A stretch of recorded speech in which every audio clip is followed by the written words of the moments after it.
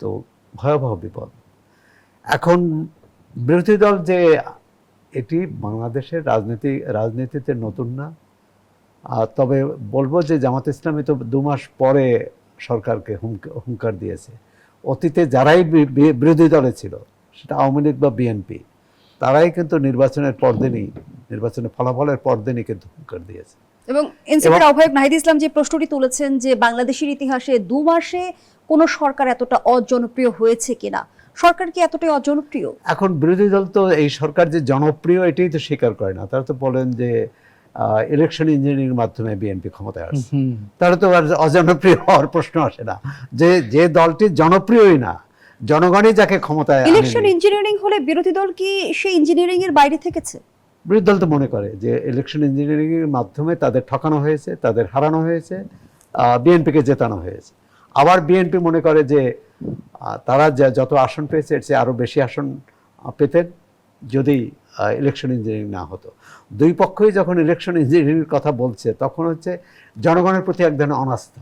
অর্থাৎ জনগণ ভোট দিয়ে যে নির্বাচিত করেছে এই 300 সংসদ সদস্যকে, এটাতে রাজনীতিকরা বিশ্বাস করে না, রাজনৈতিক দলগুলো।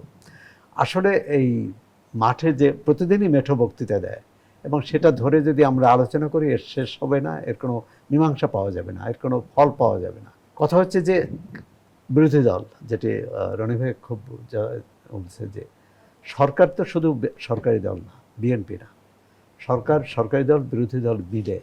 এখন সেখানে বিরোধী দল কতটা দায়িত্বশীল আচরণ করছে, দায়িত্বশীল ভূমিকা পালন করছে। হ্যাঁ, তারা দেখলাম যে অনেক পরে একটা মুলতবি প্রস্তাব আনার চেষ্টা করেছিলেন যে জ্বালানির সংকট নিয়ে, এবং সরকারি দল এবং তারা যৌথ কমিটির প্রস্তাব দিয়েছেন। সরকারি দল সেটি একেবারে লুফে নিয়েছে।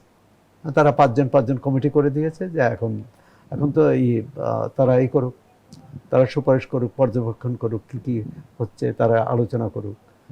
সরকার এখানে বেশ কিছু বুদ্ধিমত্তার পরিচয় দিয়েছে।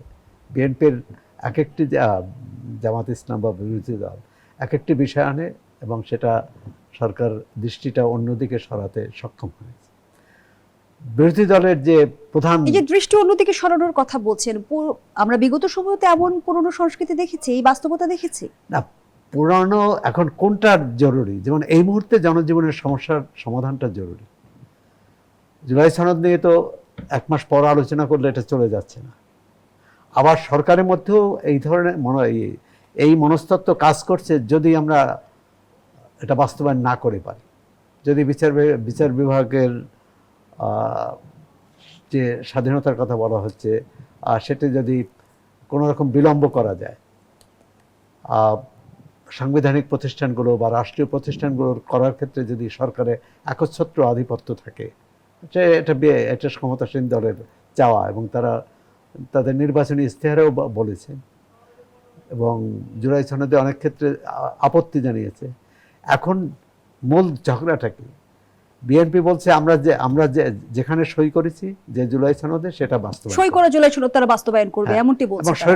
এবং সই করার মধ্যে আপত্তি আছে, অর্থাৎ আপত্তি এটা আমরা করতে বাধ্য নই। তাহলে কিন্তু আবার বিরোধী দল দাবি করছে গণভোটের মাধ্যমে নোট অফ ডিসেন্ট খারিজ হয়ে গেছে। গণভোট তো বিএনপিও সমর্থন করেছে, বিএনপি তো ভোট দিতে বলেছে। সুতরাং গণভোটকে একবার নাকচ করে দেওয়া এটা মানে এটা নৈতিকভাবে ঠিক হবে না। আবার